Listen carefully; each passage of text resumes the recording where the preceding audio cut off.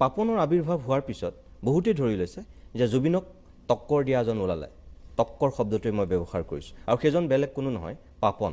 আৰু পাপনৰ সেই উত্থানত জুবিন কেতিয়াবা ক'ৰবাত শংকিত হয়, যাৰ কাৰণে জুবিনে নক'বলগীয়া কথা কয়, নকৰিবলগীয়া ঘটনা ঘটায়, মিছা কথাটো এনেকৈ বহুতে ভাবে।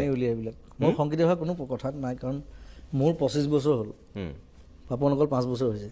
গতিকে মই কেলেই তাৰ লগত প্ৰতিযোগিতাত বুলি ভাবিম? মই বহুত আগতেই আহিলোঁ। পাপন হাৰ্ডলি 5 years হৈছে তাৰ, আৰু সি ভাল কাম কৰি আছে নতুন।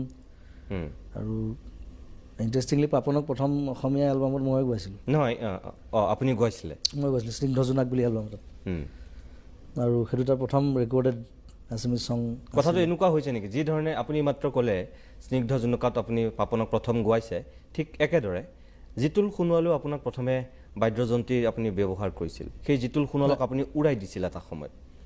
জিতুলাই মোক তেনেকৈ পাপনে আপোনাক উৰাই দিছে এতিয়া? জিতুলাৰ লগত মই কীবৰ্ড বজাইছিলোঁ। মোক উৰাই দিব নোৱাৰে, এইটো লাভ নাই। ৰজা এটাই থাকে, মন্ত্ৰী ধেৰ থাকে। আৰু পাপন আমি খুব ভাল বন্ধু, এতিয়াও আমি আড্ডা মাৰোঁ।